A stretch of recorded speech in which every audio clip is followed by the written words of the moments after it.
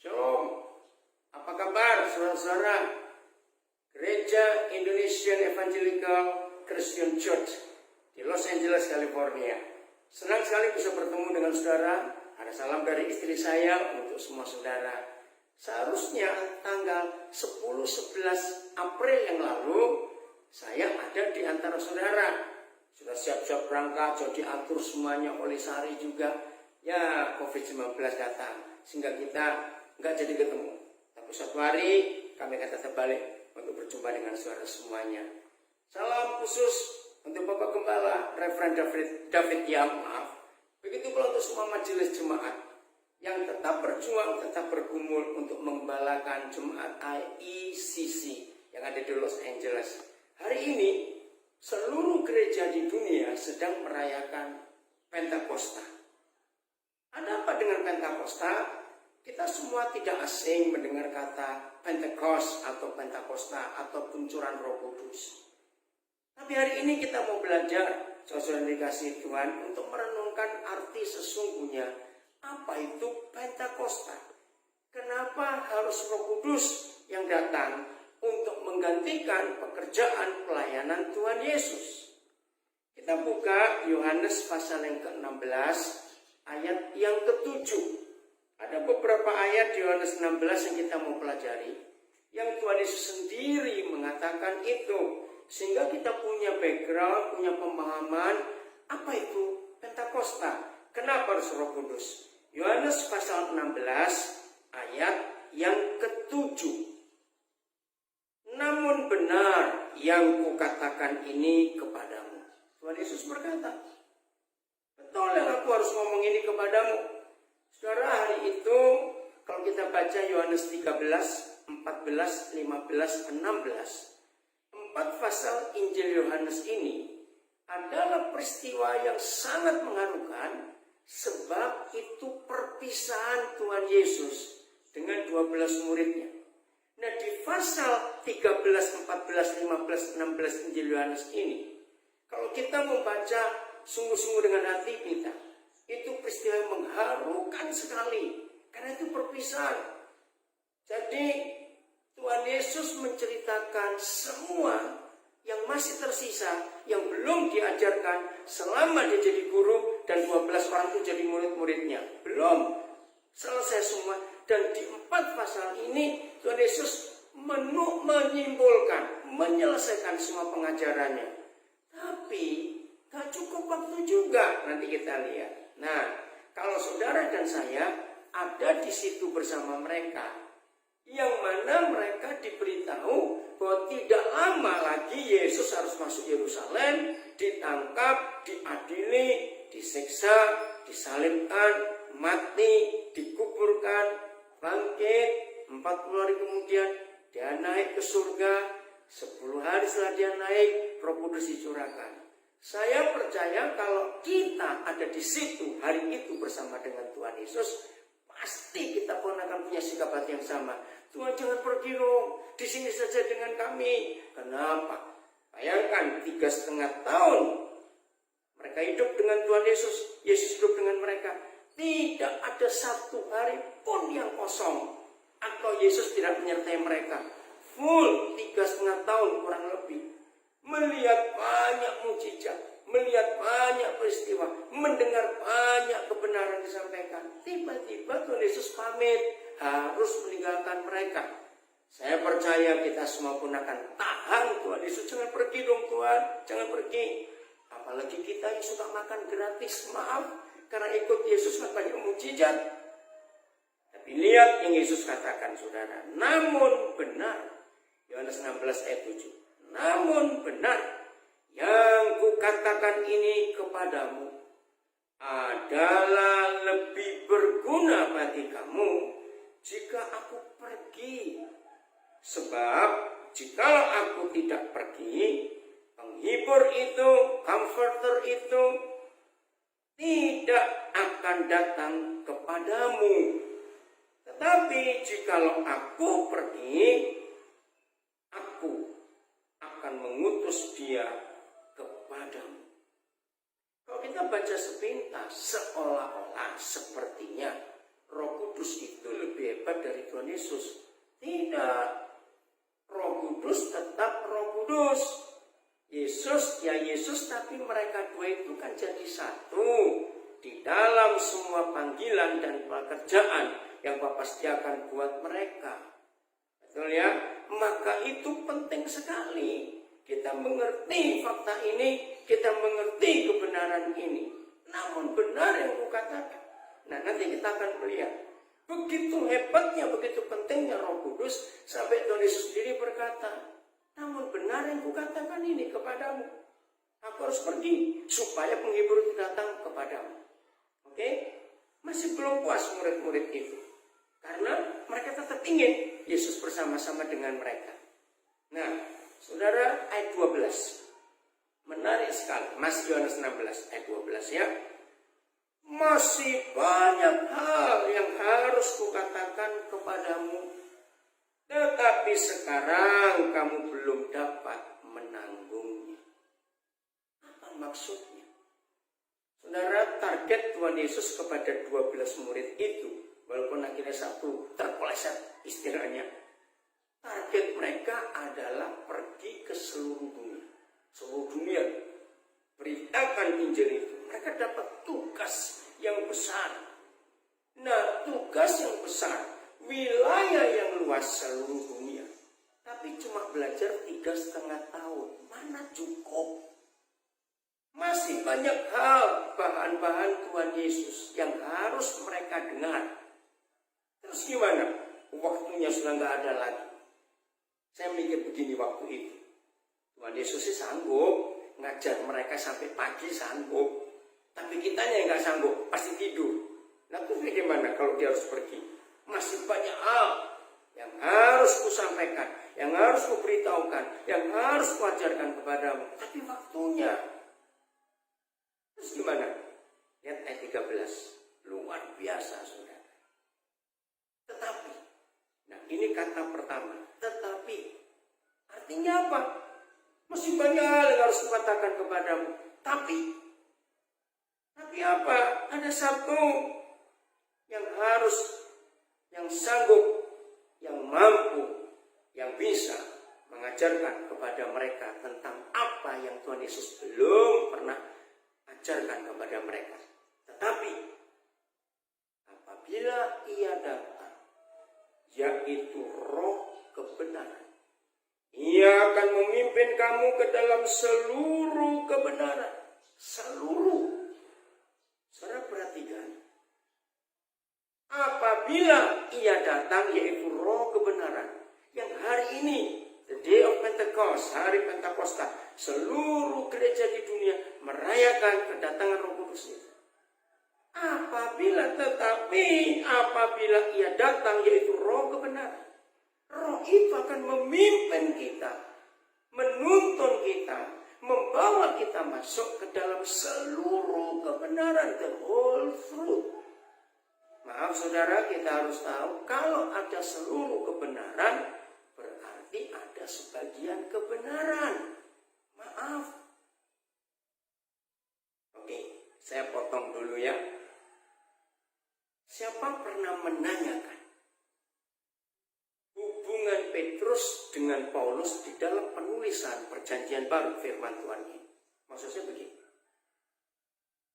27 kitab perjanjian baru, 14 itu tulisan Paulus. Roma sampai Ibrani. Nah, tentang Ibrani masih ada perdebatan di kalangan teolog-teolog ya. Itu bukan Paulus, karena nggak ada data, nggak ada penjelasan yang nulis siapa. Betul. Tapi saya percaya Ibrani pun surat tulisannya Paulus. Loh kok bisa? 3 hal yang saya temukan. Satu, di antara 27 kitab perjanjian baru, nomor 1 sulit dimengerti kitab Wahyu. Yang kedua itu kitab Ibrani. Kenapa kitab Ibrani sulit dimengerti? Karena bicara tentang Taurat. Tapi dari Taurat 5 kitab Musa, Kejadian sampai Ulangan, itu bisa diringkas menjadi satu kitab yang hanya 13 pasal, yaitu kitab Ibrani. penulisnya bukan seorang yang ngerti Taurat, maaf, kalau saya nggak berkata ahli Taurat, nggak mungkin bisa menulis seperti itu. Maaf, detailnya Taurat itu di kitab Ibrani itu luar biasa. Nah, siapa di antara murid-murid Tuhan Yesus yang bisa dikuasai dan menguasai Taurat? Sahabat Saulus yang menjadi Paulus. Nah, itu alasan saya yang pertama. Yang kedua, tidak ada orang bisa menggambarkan hidup dan pelayanan Tuhan Yesus yang ada dalam Taurat. Jadi antara Taurat dan pelayanan Tuhan Yesus itu disimpulkan, dijadikan satu di dalam kitab Ibrani. Berarti orang itu harus menguasai Taurat dan dikuasai Taurat, tapi juga harus mengenal Yesus secara pribadi. Kalau tidak, nggak mungkin. Antara Taurat, maka itu seluruh teolog dan semua gereja mempercayai kitab Ibrani itu adalah hasil fakta nyata dari bayangan yang ada di kitab Taurat. Kan begitu perkataannya, bayangan. Nah, aslinya nyatanya itu ada di kitab Ibrani, yaitu dalam hidup Tuhan Yesus. Saya harap saudara mengerti. Jadi kitab Taurat itu simbolnya, bayangannya. Realitanya ada di dalam hidup Tuhan Yesus yang menggenapi semua Taurat. Nah, itu kesimpulan kitab Ibrani. Siapa lagi kalau bukan Paulus yang menguasai dan dikuasai Taurat, tapi juga begitu mengenal Tuhan Yesus. Yang ketiga, saya percaya Ibrani itu suratnya Paulus dari gaya bahasa dia bicara. Perhatikan Roma, ya, sampai seterusnya sebelum Ibrani kita tahu gaya bahasa Paulus ngomong tegas. Nah, itu kesimpulan saya 3 kali ini. Gak apa-apa, kalau ada yang gak percaya juga gak apa-apa. Ibrani tulisan Paulus atau tidak bukan urusan, yang penting kita dapat firman. Nah, harusnya Petrus yang menulis lebih banyak daripada Paulus. Jadi 27 kitab perjanjian baru, 14 itu surat Paulus, Roma sampai Ibrani. Berarti dia nulis 51%. Yang mana Saulus ini gak pernah jumpa Yesus secara fisik. Gak pernah. Dia benci kok kepada Tuhan Yesus. Tapi bagaimana dia bisa menulis begitu banyak firman? 14 kitab. Maaf, Petrus yang dari awal dimuridkan oleh Tuhan Yesus sebagai murid yang pertama-pertama. Bahkan satu-satunya murid dari 12 murid itu yang mengalami semua mujizat yang Yesus buat. Tidak ada lagi selain Petrus. Tapi kenapa dia cuma nulis 2 surat? 1 Petrus dan 2 Petrus. Oke, ini gak usah jadi bahan perdebatan. Saya hanya mau menerangkan ayat 13 Yohanes 16 ini.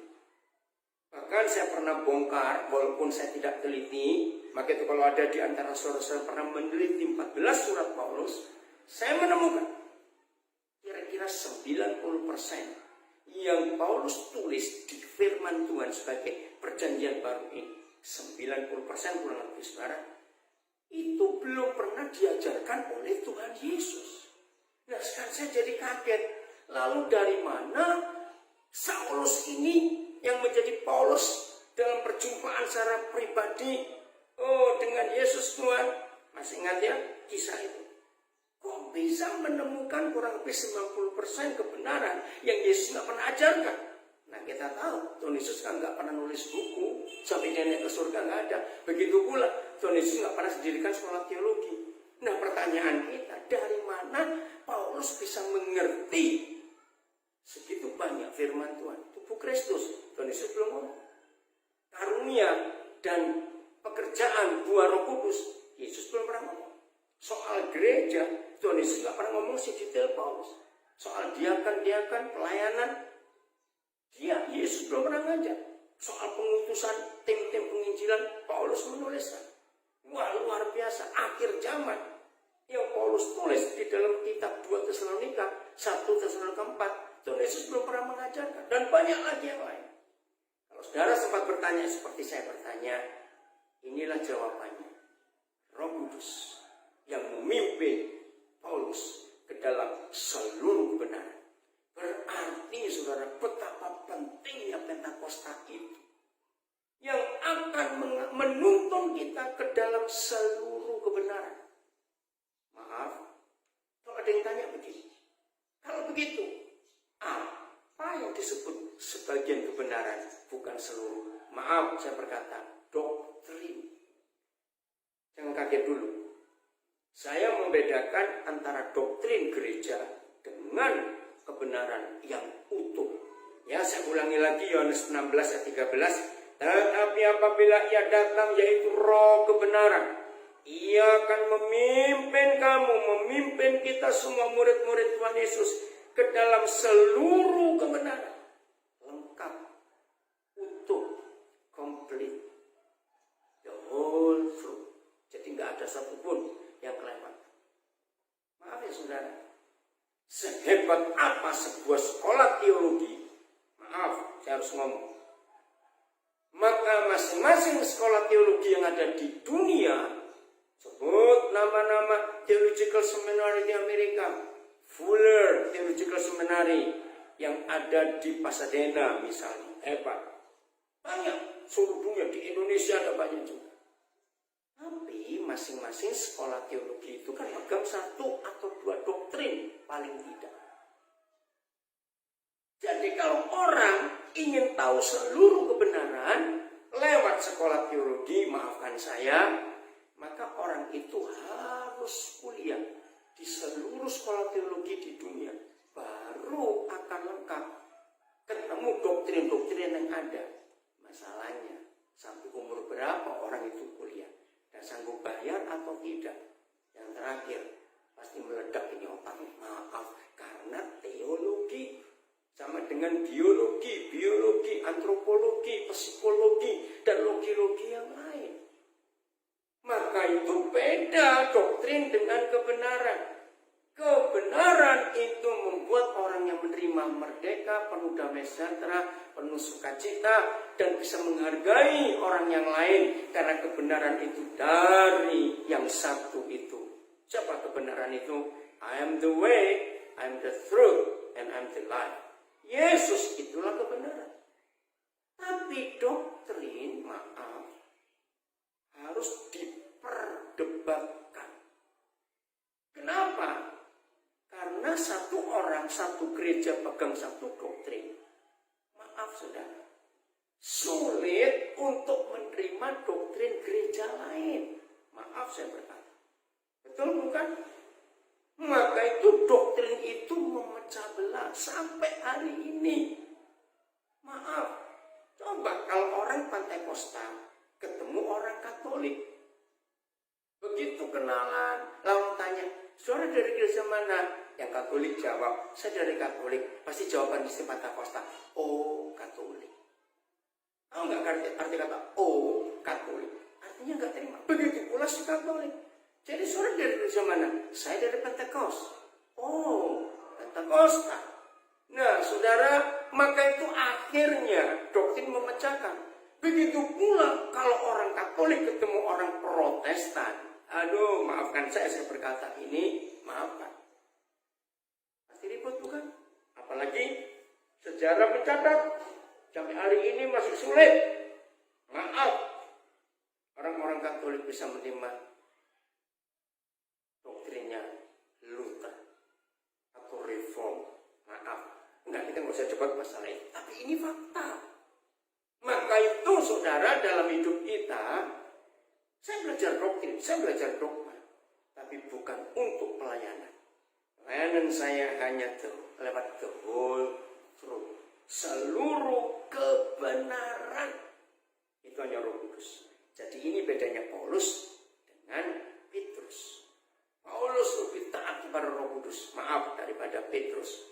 Kita melihat dalam sejarah gereja juga, ingat bahasa Latin yang terpakai, Quo Vadis Domini. Jadi waktu itu Petrus sejarah di Alkitab tidak ada. Itu salah satu bukti. Nah, maka itu saudara, hari ini kita mensyukuri kehebatan Pentakosta, Roh Kudus itu. Jadi kalau hari ini kita mengizinkan Roh Kudus menuntun kita ke dalam seluruh kebenaran, hidup ini luar biasa. Oke, masih ayat 13 Yohanes 16 belum selesai. Kenapa Roh Kudus dapat menuntun, memimpin kita ke dalam seluruh kebenaran? Ini kalimat berikut masih ayat 13. Sebab Roh kebenaran itu, Roh penghibur itu tidak akan berkata-kata dari dirinya sendiri. Tetapi segala sesuatu yang didengarnya, itulah yang akan dikatakannya. Jadi Roh Kudus tidak akan punya kepalsuan. Roh Kudus tidak akan bicara tentang yang lain selain yang dia dengar dari sumbernya, dari kebenaran itu, yaitu Tuhan Yesus. Nah, dari sini kita menemukan berarti antara Tuhan Yesus dengan Roh Kudus itu kerjasama. Sebab ketika Yesus naik ke surga dan Roh Kudus dicurahkan, ternyata Roh Kudus itu takut dan tunduk hormat kepada kebenaran itu sendiri. Maka itu dia tidak punya bahan untuk mengajar, untuk mengatakan sesuatu di luar yang dia dengar dari kebenaran itu sendiri. Saya baca lagi ayat yang ke-13. Sebab Roh Kudus tidak akan berkata-kata dari dirinya sendiri. Enggak. Lalu, tetapi segala sesuatu yang didengar oleh Roh Kudus dari Yesus sebagai truth, sebagai kebenaran, itulah yang akan dikatakannya. Hebat bukan? Maka itu kita harus bergantung penuh pada Roh Kudus. Bahkan kalau kita mau tahu blueprint, saudara tahu kata blueprintnya cetak biru. Tidak ada seorang kontraktor, tidak ada seorang teknik sipil, tidak ada developer berani membangun rumah keluar sedikit aja dari blueprint. Betul tidak? Bahaya itu. Nah, saudara, blueprint gereja itu ada di 28 pasal Kisah Para Rasul. Itu blueprint gereja. Jadi kalau kita ingin jadi gereja yang berkenan kepada Tuhan, kita ingin jadi gereja yang menyenangkan hati Tuhan, maka kita tidak boleh keluar dari 28 pasal Kisah Rasul. Itu blueprintnya. Nah, sekarang kita tanya, siapa arsiteknya gereja? Wah, ini keren sekali.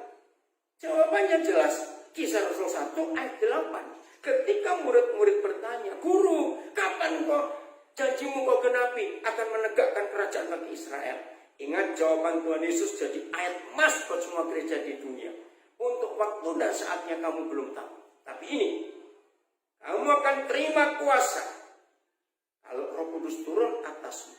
Sehingga kamu akan jadi saksiku baik di Yerusalem, Yudea, Samaria, sampai ke ujung bumi. Berarti siapa arsitekturnya gereja? Jawabannya Roh Kudus. Maka itu kalau saudara baca 28 pasal Kisah Para Rasul, Yesus, maaf ya, bukan berarti mengecilkan, tidak. Yesus, nama Yesus itu jauh lebih sedikit disebut daripada pekerjaan Roh Kudus. Itu Kisah Rasul seluruh pasal. Maka itu ini arsiteknya, yaitu Roh Kudus. Jadi begitu pentingnya Pentakosta itu. Nah, yang menarik lagi sekarang, saya nggak tahu berapa banyak di antara saudara yang baru tahu hari ini waktu mendengar apa yang saya sharingkan ini. Terima kasih lagi sekali Bapak Gembala, Bapak David yang memberi saya kesempatan lewat jarak jauh kita. Kami di Nabire, Papua, saudara ada di Los Angeles, Corona di California. Ini luar biasa. Kita bisa berjumpa walaupun nggak langsung. Nah, ini hebatnya Roh Kudus. Oh, terima kasih kepada Bapak di surga. Dari 27 kitab perjanjian baru, hampir semua pasti ada kata penutup atau kata terakhir di pasal terakhir. Hampir di semua kitab itu, termasuk kitab Wahyu pun ada pasal perikop penutup. Begitu pula surat-surat Paulus, begitu pula 4 Injil ada penutupnya. Ya, akhir dari penulisan itu. Ya, saya harap saudara mengerti yang saya maksud, cari saja. Satu-satunya kitab yang tidak ada kata penutupnya itu Kisah Rasul. Saya dulu nggak ngerti. Coba kalau saudara lihat ya, Kisah Rasul 28 ayat 30-31 tentang Paulus di Roma, sewa rumah 2 tahun penuh untuk penginjilan. Tiba-tiba selesai begitu saja, nggak ada kata penutup, nggak ada apa-apa. Semuanya itu ada, cuma Kisah Rasul.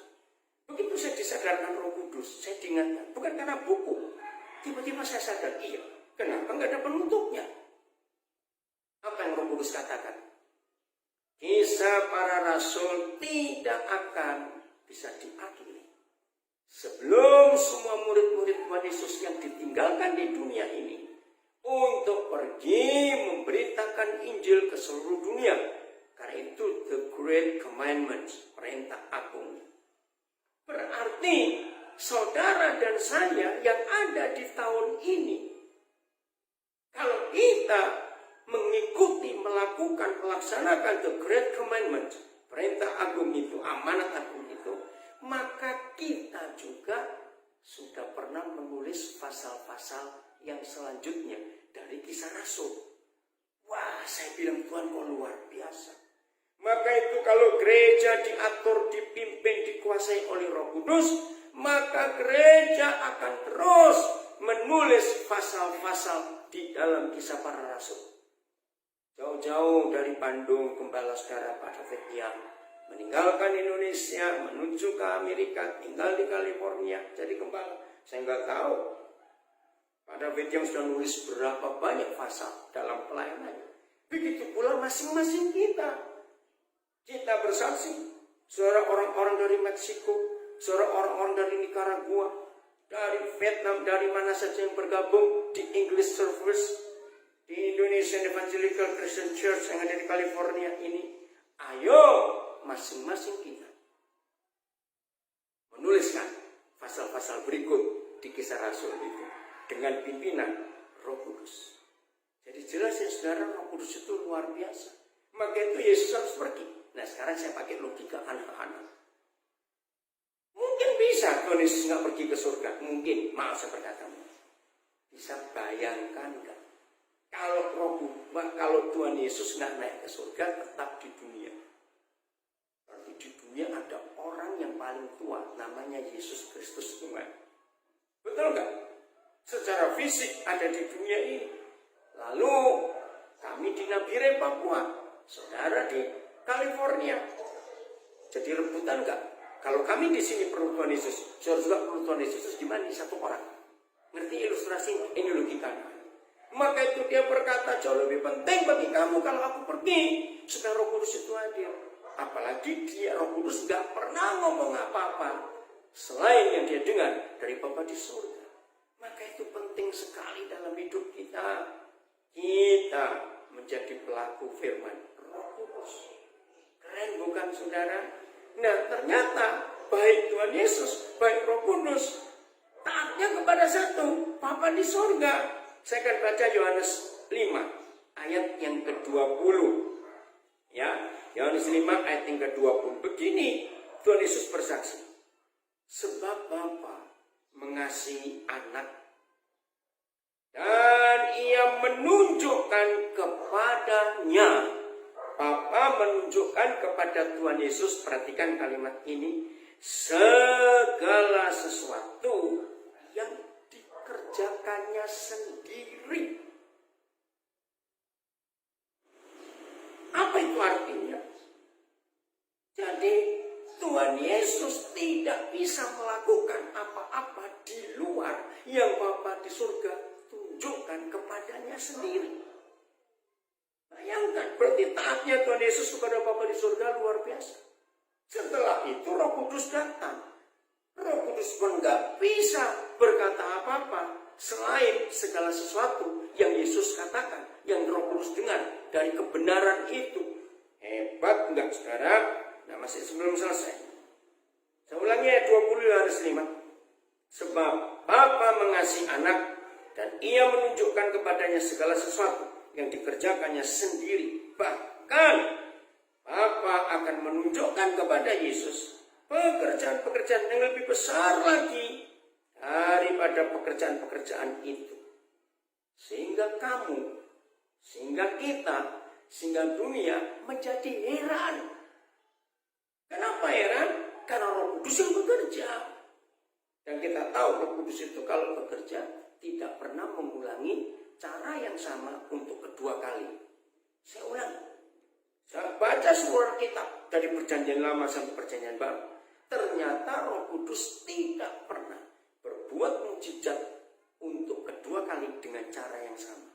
Maka itu Bapa berkata kepada Tuhan Yesus, kamu akan melakukan, Yesus berkata kepada kita, murid-muridnya, gerejanya di dunia ini, bahwa setelah Yesus naik ke surga dan Roh Kudus dicurahkan, maka gereja ditetapkan. Baca lagi Yohanes 5 ayat 20, dia berkata,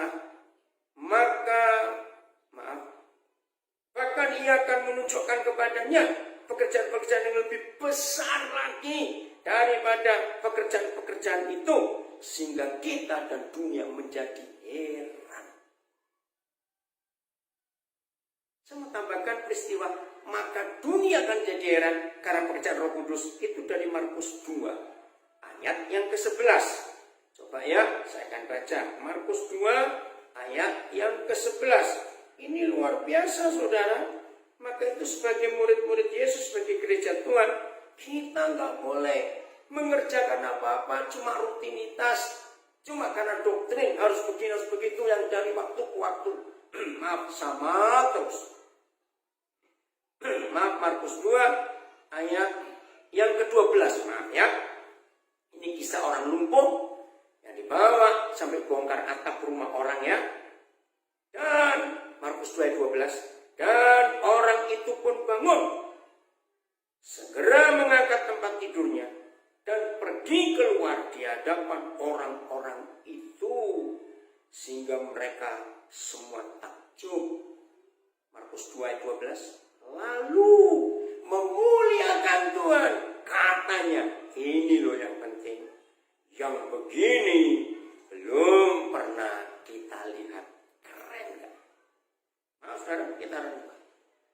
Kapan, mengapa, dan bagaimana orang-orang yang ada di sekitar kita sebagai gereja, di mana mereka melihat hidup kita, baik majelis, baik gembala, baik orang Kristen biasa, guru sekolah minggu, pemain musik, siapapun kita, kalau mereka melihat kita mengerjakan sesuatu yang belum pernah mereka lihat, pasti mereka berkata, wih, yang begini kami belum pernah lihat. Satu-satunya hal yang gereja kerjakan di bawah pimpinan Roh Kudus dan membuat orang-orang bisa melihat dan berkata, yang begini belum pernah kita lihat. Kalau gereja taat pada pimpinan Roh Kudus. Sebab Roh Kudus itu punya sekian triliun cara. Saya berkata triliun, gak terhitung. Untuk membuat dunia heran. Maka kamu akan heran. Karena pekerjaan-pekerjaan besar yang gereja kerjakan lebih besar daripada Yesus kerjakan. Itu karena Roh Kudus.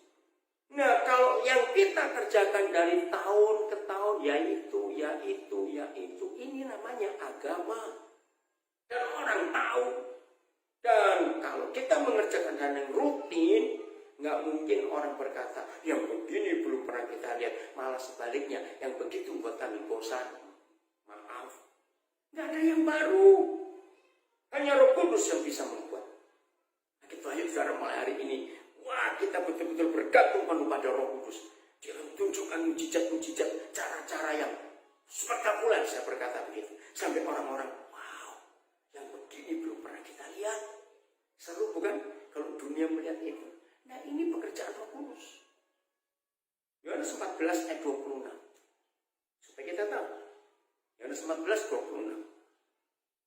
Tetapi penghibur, yaitu Roh Kudus, kembali Roh Kudus, yang akan diutus oleh Bapa dalam namaku, dialah yang akan mengajarkan segala sesuatu kepadamu Dan ia akan mengingatkan kamu akan semua yang telah kukatakan kepadamu. Jadi Roh Kudus itu luar biasa. Tidak ada dosen profesor sehebat apa yang mampu mengajar mahasiswanya tentang segala sesuatu. Coba saudara kenal dosen-dosen profesor-profesor terkenal yang ada di California atau di Amerika atau di negara lain. Saya gara-gara ayat ini saya tanya kepada anak-anak yang kuliah, baik yang S1, S2, S3, tolong cek dosen-dosen terhebat baik anak yang kuliah di Indonesia maupun di negara lain luar negeri. Tanya, Papa ingin tahu maksimal seorang profesor, seorang dosen itu mampu menguasai berapa disiplin ilmu maksimal. Ternyata sampai hari ini mereka jawab 5 disiplin ilmu dikuasai oleh seorang. Itu pun sedikit. Rata-rata 4 ilmu yang bisa dikuasai. Dan saudara bayangkan Roh Kudus ini sanggup mampu mengajar kita tentang segala sesuatu. Unlimited. Maka itu saya katakan tadi, kalau kita ingin mengetahui the whole truth, jangan pindah-pindah sekolah teologi, percuma. Yang tahu seluruh kebenaran cuma Roh Kudus, ini dosen kita paling hebat. Dan kuliahnya gratis. Kurang enak apa kuliah bersama Roh Kudus? Ini hebatnya. Maka itu Paulus bisa seperti itu. Kiranya saudara mengerti. Bahkan menurut ayat 26 di Yohanes 14, fungsi kedua dari Roh Kudus di ayat ini, fungsinya ada banyak. Saya cuma nulis ayat ini loh saudara. Dan ia akan mengingatkan kamu akan semua yang telah kukatakan kepadamu. Berarti murid-muridnya Roh Kudus gak ada yang jadi pelupa. Keren bukan? Jadi Roh Kudus tidak hanya mengajar tentang segala sesuatu, tapi dia juga mengingatkan kita tentang semua mata pelajaran yang Roh Kudus sudah ajarkan. Waduh, kalau kita sekolah punya dosen seperti ini gratis lagi. Jawabannya pasti mahasiswanya asal nurut ya. Mahasiswanya akan jadi super jenius karena Roh Kudus itu luar biasa. Ini hebat. Maka itu dalam hidup kita, kalau kita betul-betul mau mempercayai ini luar biasa. Ini salah satu anak saya yang jaga rekaman video ini. Cuma SD, tapi dia bisa macam-macam. Wah, seninya, melukisnya buat itu hebat. Itu karena kuasa Roh Kudus. Maka itu penting dalam hidup kita bergantung. Kita lihat hidup Paulus yang begitu taat pada Roh Kudus. Beda dibandingkan dengan Petrus. Kisah Rasul 20. Mulai ayat 21. Kisah Rasul 20 mulai ayat 21. Sampai 24. Begini tulisan firman Tuhan. Kisah Rasul 20 mulai 21 sampai 24. Aku senantiasa bersaksi kepada orang-orang Yahudi dan orang-orang Yunani supaya mereka bertobat kepada Tuhan dan percaya kepada Tuhan kita Yesus Kristus. Ini panggilan Paulus. Aku senantiasa terus-menerus bersaksi tentang Yesus Kristus. Ini the great commandment.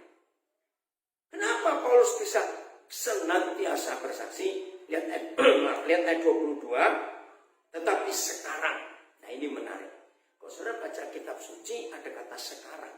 Harusnya kita ganti tiap hari. Loh kok bisa? Karena 50 tahun yang lalu orang yang baca ini bunyinya sekarang. Hari ini kita baca sekarang. 10 tahun yang akan datang saudara dan saya baca lagi juga sekarang. Jadi setiap hari. Tetapi sekarang sebagai tawanan roh. Wah ini luar biasa, tawanan roh. Apa kata lain tawanan? Bondage. Ya, diikat, dijajah, dikuasai, ditaklukkan, slave, diperbudak. Itu semua kata tawanan. Paulus menyerahkan hidupnya 100% kepada Roh Kudus.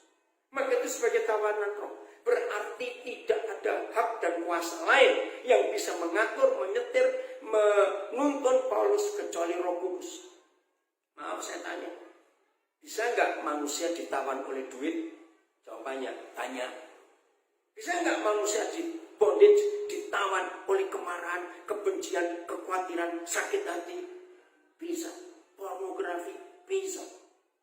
Ikatan-ikatan yang lain, alkohol, perjudian, bisa.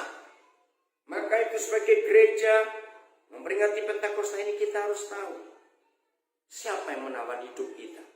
Terpujilah Tuhan kalau Roh Kudus yang menawan kita selama ini. Nah, begini kata kesaksian Paulus. Sebagai tawanan roh, aku pergi ke Yerusalem. Dan aku tidak tahu apa yang akan terjadi atas diriku di situ. Sebagai tawanan roh, Paulus itu tahu kalau dia mengikuti pimpinan roh, akan terjadi apa di hidupnya di Yerusalem. Tapi dia tetap pergi. Nah, ini hebatnya kalau seseorang dipenuhi Roh Kudus, dan gak cuma dipenuhi Roh Kudus, tapi hidupnya dikuasai oleh Roh Kudus, ditawan oleh Roh Kudus, diatur oleh Roh Kudus. Dia tahu akan terjadi apa di depan, tapi dia gak mau tahu. Keren bukan? Itu saya baca lagi Kisah Rasul 20 ya, ayat 22. Tetapi sekarang sebagai tawanan roh, aku pergi ke Yerusalem dan aku tidak tahu apa yang akan terjadi atas diriku di situ. Selain daripada yang dinyatakan Roh Kudus dari kota ke kota kepadaku. Nah, dia tahu karena Roh Kudus memberitahu apa yang dinantikan. Siapa yang menantikan Paulus? Apa yang dinantikan Paulus dari kota ke kota? Selain ini dia, daripada yang dinyatakan Roh Kudus dari kota ke kota kepadaku, bahwa penjara dan sengsara menunggu aku. Ayo jujur, kalau saya sudah tahu, misalnya saya mau ke Amerika, tentu saya akan ditangkap FBI, maaf saudara, ya saya jadi berangkat dong. Ngapain? Paulus tidak. Dia tahu penjara sengsara menunggu, tapi tetap berangkat. Maka itu saya suka menambahkan satu kata dengan 3 huruf di ayat 22 begini. Tapi sekarang sebagai tawanan roh, aku pergi ke Yerusalem dan aku tidak mau tahu. Padahal dia tahu, tapi nggak mau tahu. Terjadi apa? Sekarang inilah tanda orang yang dipenuhi Roh Kudus, di samping dia akan jadi berani memberitakan Injil, tapi dia juga tidak pernah takut tantangan dan bahaya apapun. Maka itu di ayat 24, begini hebatnya Roh Kudus bekerja dalam hidup Paulus. Ayat 24 Kisah Rasul 20. Tetapi aku, sekalipun dia tahu penjara sengsara menunggu dia di Yerusalem atau kota-kota lain. Ayat 24, tetapi aku tidak menghiraukan nyawaku sedikit pun. Bukan cari mati, bukan gak takut mati, ya tapi harus berani menghadapi tantangan semuanya. Apa yang buat dia enggak takut mati? Apa yang buat dia berani menyerahkan, enggak menghiraukan nyawanya sedikit pun?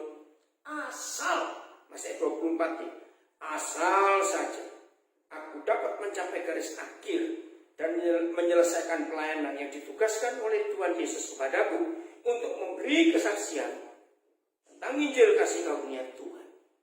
Nah, sekarang kita tanya masing-masing kita, apa garis finish kita nanti? Ada orang berkata garis finish itu adalah sebelum aku meninggal, aku punya 3 anak, kiranya 3 anak punya rumah satu-satu. Nggak apa-apa, itu hak orang tua. Oh, ini garis akhirku, aku begini. Oh, garis akhirku, macam-macam bukan? Tiap orang punya beda-beda. Tapi orang yang dipenuhi Roh Kudus, garis akhirnya adalah menyelesaikan tugas pelayanan yang Tuhan beri kepada kita, yaitu untuk memberitakan Injil kasih karunia Tuhan Yesus kepada banyak orang. Karena bukan itu tugas kita dari Roh Kudus. Nah, sekarang kita akan melihat yang berikut. Apa yang terjadi kalau Roh Kudus turun dalam kehidupan kita?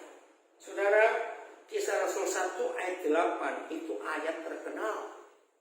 Ketika mereka berkumpul untuk terakhir kalinya bersama dengan Tuhan Yesus sebelum Yesus terangkat ke surga, dan 10 hari yang lalu kita merayakan hari kenaikannya ke surga.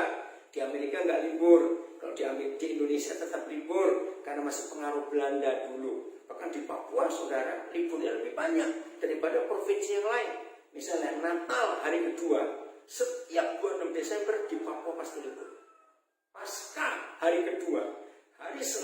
malam minggu Paskah pasti libur. Nah itu indahnya. Begitu pula Pentakosta hari kedua, hari Jumatnya libur. Ayo beda ke Papua banyak liburnya. Maaf. Nah kita lihat ini. Pentakosta nggak bisa dilepaskan dari Petrus. Betul? Nah hari itu mereka bertanya, kapan guru, kapan Tuhan kerajaan bagi Israel mau tetapkan seperti yang Tuhan janjikan, karena mereka capek dijajah Romawi. Jawaban Tuhan Yesus di Kisah Rasul 1 ayat 8, tentang waktu dan saatnya kamu nggak perlu tahu, tapi kamu akan menerima kuasa apabila Roh Kudus turun atas kamu, maka kamu akan jadi saksiku, kata Tuhan Yesus, di Yerusalem, Yudea, Samaria, sampai ujung bumi. Jadi saksinya. Karena ingat ya, Tuhan tidak pernah memanggil kita jadi pengkhotbah, tapi Dia panggil kita jadi saksi. Apa bedanya pengkhotbah dan saksi? Beda. Pengkhotbah itu harus sekolah, harus kuliah teologi. Maaf. Dan seringkali kita hanya dengar orang bicara, tapi belum tentu dipraktekkan apa yang dikhotbahkan. Maka itu satu-satunya penyebab kalau ada anak hamba Tuhan, maaf nggak bisa respect pada papanya yang pengkhotbah atau pendeta atau gembala. Cuma satu, yang dikhotbahkan papanya nggak dilakukan di rumah, maka anak-anak jadi muak karena bapaknya munafik. Nah itu pengkhotbah. Tapi kalau menjadi saksi beda. Menjadi saksi itu nggak perlu sekolah. Loh kenapa? Karena seorang saksi, witness, itu cukup melakukan, menceritakan apa yang dia dengar, apa yang dilihat, dan apa yang dialami. Itu cuma itu saja, pesaksi itu. Jadi bukan yang lain-lain. Maka itu beda. Nah saudara, untuk kita bisa punya bahan kesaksian tentang Tuhan Yesus, maka itu sering-seringlah punya kena masalah. Bukan cari masalah. Makin banyak kesulitan, tantangan kita hadapi, dan begitu Tuhan tolong, ada banyak bahan kesaksian kita. Maka itu jahat di mata Tuhan kalau ada orang pintar gosip. Maaf, ada aja bahannya untuk gosip orang lain. Ya karena tukang gosip itu pasti spekulaan gosip, bukan cerita apalagi. Kamu dengar tentang itu nggak? Siapa itu? Nah itu jahat saudara dan saya. Kalau kita bisa menceritakan tentang orang lain, tapi kita nggak punya bahan untuk cerita tentang Tuhan Yesus. Berarti kita nggak pernah punya pengalaman dengan Dia. Ayo berubah. Nah, kamu semua adalah saksi. Itu Kisah Rasul 1 ayat 8. Nah, salah satu saksinya adalah Petrus. Sekarang kita lihat, kita buka Kisah Rasul pasal 2. Bagaimana Petrus yang dari penakut, pengecut, lengkap sudah, pengkhianat. Kenapa pengkhianat? Karena dia menyangkal. Aku nggak kenal dia, itu kan pengkhianat. Ingat Injil Markus menulis, anak kecil perempuan, salah satu pegawai imam besar Kayafas, waktu lihat Petrus malam itu, tuh, kan kamu salah satu pengikutnya. Petrus berkata, sumpah, aku nggak pernah kenal orang itu. Wih, pakai sumpah lagi. Jadi Petrus yang penakut, Petrus yang pengkhianat, Petrus yang pengecut. Begitu penuh Roh Kudus, hidupnya berubah. Kita tahu, hari itu mereka dipenuhi Roh Kudus, tiba-tiba mereka berkata-kata dengan bahasa-bahasa yang banyak yang mereka nggak pernah tahu sebelumnya. Dan orang-orang Yahudi yang kumpul di Yerusalem pada hari Pentakosta, ingat ada 7 hari raya orang Yahudi. Pentekost itu kedua terbesar setelah Paskah, ya bukan Easter tapi Passover. Itu yang terbesar kedua adalah Pentakost. Jadi mereka kumpul, waktu mereka sampai Yerusalem dan mereka lihat, ada suara apa di atas? Kan mereka di second floor, di lantai kedua. Mereka dengar, kok mereka ngomong bahasa-bahasa kita? Kan dia orang Yahudi, orang Yerusalem. Dari mana mereka bisa belajar itu? Langsung berkata, mabuk mereka. Ketika Petrus dengar dituduh mabuk, maka berdirilah Petrus. Dan ini khotbah yang pertama. Luar biasa khotbah pertama setelah dia dipenuhi Roh Kudus. Maka itu saudara, kalau kita mengaku dipenuhi Roh Kudus karena kita murid Tuhan Yesus, buktinya adalah seperti Paulus. Petrus hidupnya berubah, Paulus juga hidupnya berubah karena kuasa Roh Kudus itu. Nah, pertanyaannya, jangan kita merayakan Pentecost, the day of Pentecost hari ini cuma perayaan. Roh Kudus ada di hidup kita, tapi Roh Kudus nggak bawa perubahan. Jangan. Nah, lihat ayat yang ke-29. Keren, saudara. Ini kota Petrus yang berubah setelah penuh Roh Kudus. Sampai 3.000 orang hari itu menyerahkan diri untuk dibaptis. 3.000 loh. Oke, ayat 29, Kisah Rasul 2. Saudara-saudara, aku boleh berkata-kata dengan terus terang kepadamu. Nah, ini buat kita harus kaget loh. Bagaimana seorang penakut, seorang pengecut, seorang pengkhianat tiba-tiba berani berkata, aku berkata-kata dengan terus terang kepadamu. Artinya ada ketakutannya kan? Ada pengecutnya? Tidak. Ini hebatnya Paulus. Hebatnya Petrus. Setelah Roh Kudus berkata-kata tentang Daud, bapa bangsa kita. Ia telah mati dan dikubur. Dan kuburnya masih ada pada kita sampai hari ini. Memang kubur Daud ada di Yerusalem sampai hari ini. Oke? Tapi bukan urusan kita. Kita nggak harus ke kuburan Daud. Nggak harus. Ya. Ayat 30. Tetapi, ia adalah seorang nabi. Dan ia tahu bahwa Tuhan telah berjanji kepadanya dengan mengangkat sumpah bahwa ia akan mendudukkan seorang dari keturunan Daud sendiri di atas tahtanya. Siapa itu? Mesias. Yesus Kristus, Tuhan, Raja segala Raja, dan Tuhan di atas segala Tuhan, salah satu keturunan Daud. Jadi, Yahweh Tuhan sudah berfirman kepada Daud tentang salah satu keturunannya. Nah, ayat 31 ini menarik. Karena itu, Daud telah melihat ke depan. Depannya enggak cuma depan, minggu depan, bulan depan, tahun depan, tidak. Daud bisa melihat ke depan karena kuasa Roh Kudus itu sampai 2000 tahun. Loh, kok bisa? Sebab jarak Tuhan Yesus, jarak Daud ke Yesus lahir itu 2000 tahun. Betapa hebatnya kalau orang penuh Roh Kudus, kalau gereja dipenuhi Roh Kudus, maka gereja bisa melihat ke depan, artinya punya visi. Saudara lihat, ilmu manajemen modern, selalu perusahaan-perusahaan harus punya 3 hal. The statement of mission, the statement of vision. Nah, apa statement visi kita dalam hidup? Kita harus punya visi untuk bisa melihat jauh ke depan. Dan itu pekerjaan Roh Kudus. Sehingga Daud bisa tahu ada Mesias salah satu keturunannya. Oke? Terus masih ayat 31. Saya ulangi lagi ya. Karena itu Daud telah melihat ke depan dan telah berbicara tentang kebangkitan Mesias. Ketika Daud mengatakan bahwa Yesus Mesias tidak ditinggalkan di dalam dunia orang mati dan bahwa dagingnya tidak mengalami kebinasaan. Apa buktinya? Karena nggak ada tulisan-tulisan yang jelas, artinya belum seperti sekarang. Bukti-bukti ada. Lihat ayat 32. Yesus inilah yang diributin orang berapa hari sebelumnya.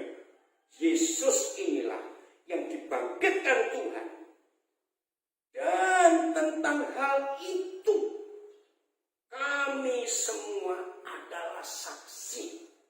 Lagi sekali kata saksi muncul, bukan pengkhotbah, tapi saksi. Saudara, ini sangat indah. Kita ini pesaksinya. Maka itu Daud yang berkata, dan zaman itu waktu Pentakosta, hari Pentakosta pertama, kan Daud sudah tidak ada. Tapi orang-orang Yahudi masih percaya kitab Taurat Perjanjian Lama, dan itu tertulis. Dan hari itu Petrus meyakinkan, kami saksinya, siapa Yesus? Maka itu dalam hidup kita harus ada perubahan-perubahan yang besar, supaya dunia tahu bahwa kita saksi hidupnya. Hebat bukan kalau kita melihat fakta ini? Maka itu ayo mulai hari ini kita nggak perlu takut untuk jadi saksi Yesus, karena apa yang kita alami, yang kita dengar, yang kita lihat, itu kita ceritakan. Yang pertama, tentang pengampunan pengampunan dan penebusan hidup kita dari penjahat kita ini, orang yang kotor dan najis. Darah Yesus menyucikan kita, kita jadi bersih. Maka itu lagu Amazing Grace. How sweet the sound that saved a wretch like me. Wretch. Bahasa Indonesia nggak ada terjemahnya. Kalau bahasa Jawa ada. Bujat.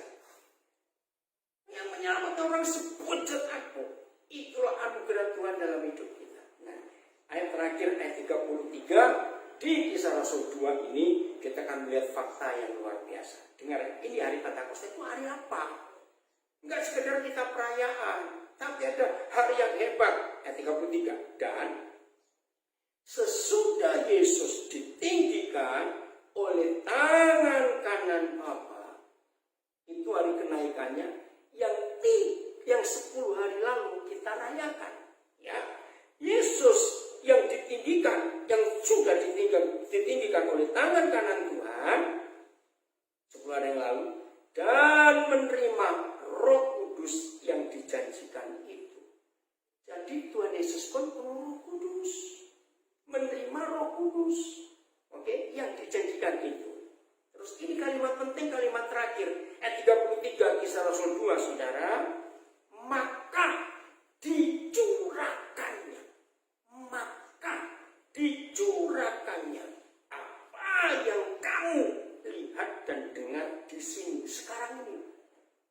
Sekarang saya kagum pada firman ini.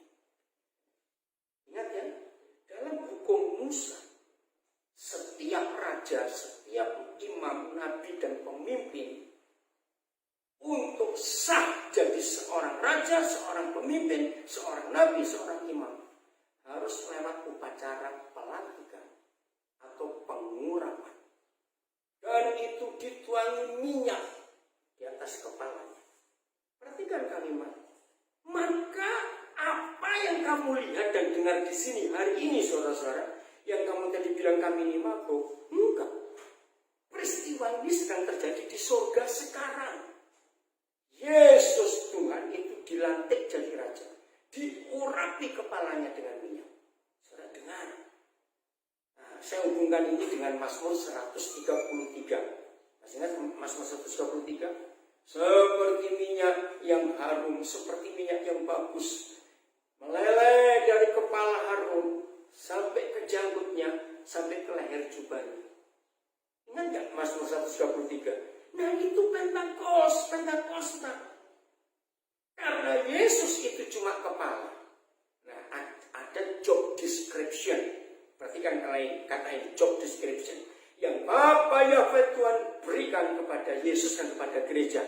Itu Efesus 1 ayat 22 dan 23. Saya ulangi, Efesus 1, 22, 23 begini bunyi. Yesus itu diberikan sebagai kepala dan gereja itu tubuhnya. Nah itu job description-nya, pendelegasian tugasnya. Jadi Yesus yang di surga sekarang cuma kepala saja, karena tubuhnya masih di bumi. Maka itu dia nggak datang-datang, waktunya nggak tahu kapan, karena dia tunggu kita. Kapan tubuh Kristus sempurna, bersatu semuanya, baru kepalanya akan turun. Nah karena hari Pentakosta itu di surga ada pelantikan Raja segala raja. Minyaknya meleleh dari kepala. Kalau ada leher jubah, berarti ada baju dong, ada jubah. Ya, betul. Kalau ada jubah, berarti ada tubuh. Saya ulangi, meleleh dari kepala ke janggut sampai ke leher jubah. Saudara, Petrus berkata, yang kamu lihat dan kamu dengar di sini hari ini, yang kamu kira tadi kami mabuk, enggak. Itu sedang terjadi di surga sekarang. Kepala sedang diurapi jadi raja. Maka kita pun menerima urapan sebagai gereja untuk menjadi raja. Itu arti Pentakosta. Saudara masih ingat 1 Petrus 2:9, the royal priesthood, imamat yang rajani. Gereja adalah imam-imam dan raja-raja. Imam-imam kita memberitakan berita pengampunan dosa. Raja-raja kita diberi otoritas untuk merebut orang-orang berdosa dari belenggu si iblis. Mari kita akan baca ayat terakhir. Apa yang dibuat oleh Tuhan Yesus sebelum dia masuk Getsemani untuk ditangkap dan diadili? Ini Lukas 22 ayat 29. Gak main-main sebagai gereja. Kita harus mengalami kuasa yang luar biasa ini. Lukas 22 ayat 29. Mari kita lihat ayat ini. Inilah hari Pentakosta. Maka itu lagi sekali terima kasih kepada Bapak Gembala, Reverend David Young, kepada semua majelis Indonesian Evangelical Christian Church di California. Terima kasih untuk kepercayaan ini. Saya akan baca ayat ini. Dan aku, Lukas 22 ayat 29, dan aku menentukan hak-hak kerajaan bagi kamu, sama seperti Bapakku menentukannya bagiku. Sudah sadar nggak? Hak-hak kerajaan. Artinya, kita punya otoritas sebagai raja-raja. Sebesar apa hak-haknya? Sama seperti yang Bapakku berikan kepadaku, kata Tuhan Yesus. Berarti equal, sama hak-hak kerajaan. Maka itu kita harus mengalahkan si jahat. Kalau hidup kita benar di dalam Dia, COVID-19 nggak ada masalah dalam hidup ini. Setan semua sudah tunduk di bawah kaki Kristus. Dan kita ini kakinya, karena kaki kita ada di tubuh. Betapa indahnya kalau kuasa Pentakosta terjadi dengan sempurna dalam hidup gereja Tuhan. Maka gereja Tuhan akan jadi saksi Yesus kemana-mana. Dan Injil kerajaan diberitakan, kuasa Raja ada pada kita semuanya. Maka semua kita sebagai murid-murid Yesus gak akan takut untuk bersaksi. Oke, saudara, inilah hari Pentakosta. Lagi sekali kita gak cuma merayakan, tapi kita mengalami. Tuhan Yesus memberkati kita semua. Sampai ketemu lagi. Satu hari pasti akan balik. Tuhan memberkati kita semuanya. Oke?